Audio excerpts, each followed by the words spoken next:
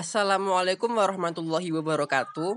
Halo teman-teman semua, kembali lagi dengan aku Edi Saputra. Di video kali ini kita akan membahas tentang tekanan, suhu, dan energi gas ideal. Nah, yang pertama nih tekanan gas ideal.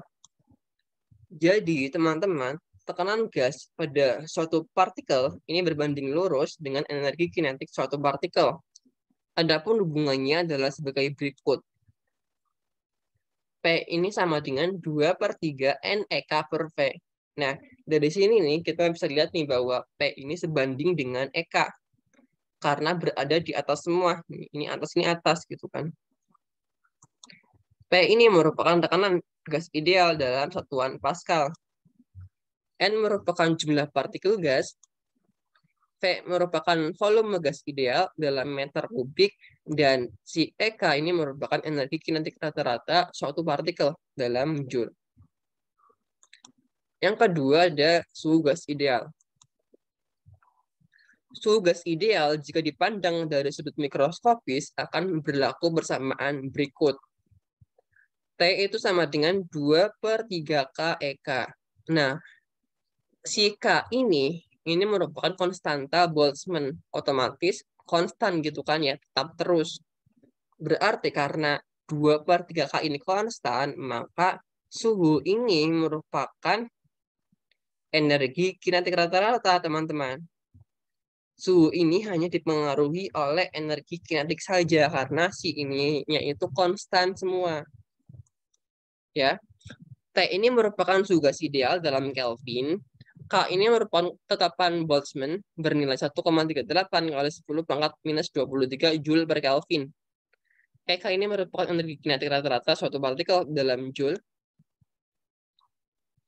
Nah, next ada energi kinetik rata-rata.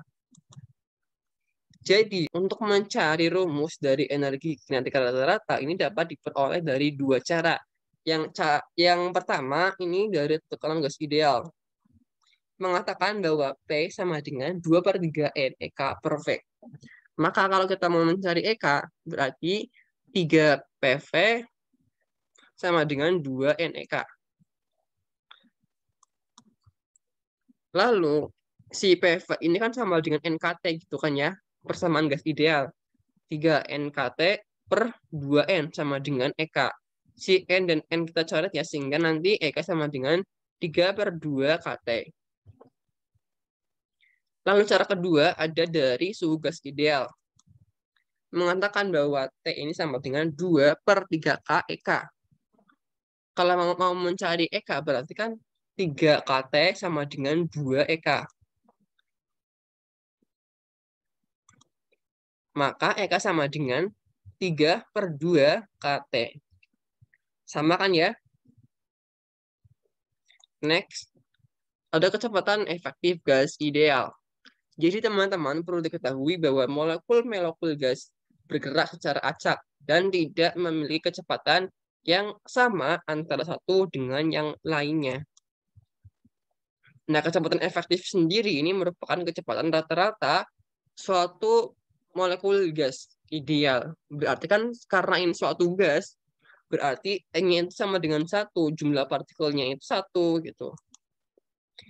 Dari persamaan gas ideal bahwa PV ini kan sama dengan NKT. Nah, ketika N-nya sama dengan 1, maka PV ini sebanding dengan KT.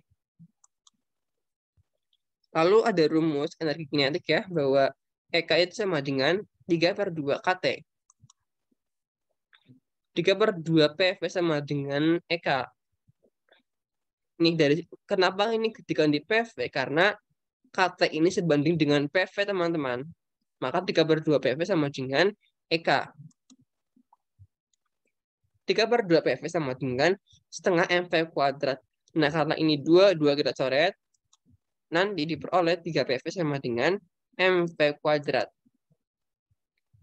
3 PV per M sama dengan V kuadrat.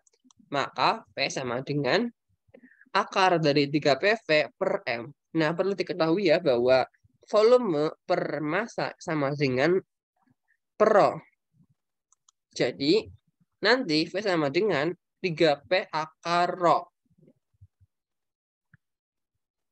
Nah, rumus lain dari kecepatan efektif gas ideal ada PV sama dengan akar 3RT per MR. Dan V sama dengan akar 3KT per MO. Di mana N merupakan jumlah partikel zat, EK merupakan energi kinetik rata-rata partikel gas dalam Joule, MO merupakan massa sebuah partikel gas dalam kilogram, MR merupakan massa molekul relatif dalam kilogram per mol, Rho merupakan massa jenis gas ideal dalam kilogram per meter kubik. Nah, selanjutnya ada energi dalam. Apa itu? Jadi, energi dalam gas ideal ini didefinisikan sebagai jumlah energi kinetik. Jumlah energi kinetik, translasi, rotasi, dan vibrasi. Translasi ini bergerak ke satu sumbu ya. Rotasi ini berputar dan vibrasi ini bergetar seluruh molekul gas yang terdapat di dalam suatu wadah tertentu. Energi dalam dirumuskan sebagai berikut. U sama dengan N EK sama dengan NF kali setengah KT. Nah, di sini ada F. Apa itu F? Jadi, F ini merupakan derajat kebebasan molekul gas. U merupakan energi dalam Joule. N merupakan jumlah partikel zat. EK merupakan energi kinetik rata-rata partikel gas dalam Joule. T merupakan suhu dalam Kelvin. Berdasarkan persamaan di atas, energi dalam suatu gas ini dipengaruhi oleh derajat kebebasan atau F ini. Nah, derajat kebebasan suatu gas ini dipengaruhi juga oleh jenis gas, baik itu gas monoatomik maupun gas diatomik. Next. Nah, yang pertama ada gas monoatomik. F sama dengan 3, seperti helium, neon, argon, dan kawan-kawan. Nah, gas monoatomik ini gas yang di alam ini dalam keadaan yang mono atau satu. Nah, biasanya gas-gas yang monoatomik ini itu gas mulia. Ya, seperti helium, neon, argon, dan kawan-kawannya.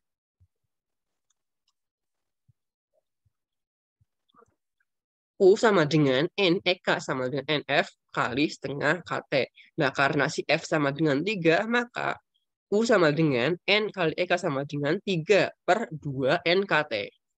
Lalu untuk gas diatomik seperti hidrogen, oksigen, dan nitrogen, itu dibagi menjadi 3 jenis teman-temannya. Itu pada suhu rendah, suhu sedang, dan suhu tinggi. Yang pertama suhu rendah dengan T kira-kira plus minus 250 Kelvin. Ini F-nya sama dengan 3. Maka U sama dengan N EK sama dengan 3 per 2 NKT. Lalu pada suhu yang sedang dengan T plus minus 500 Kelvin, ini U sama dengan N EK sama dengan 5 per 2 NKT. Jadi F-nya itu sama dengan 5. Lalu yang terakhir, pada suhu yang tinggi atau T plus minus 1000 Kelvin, ini F-nya itu sama dengan 7. Berarti U sama dengan N EK sama dengan 7 per 2 NKT. Oke, cukup sekian video kali ini. Semoga bermanfaat ya. Kurang lebihnya mohon maaf. Wassalamualaikum warahmatullahi wabarakatuh.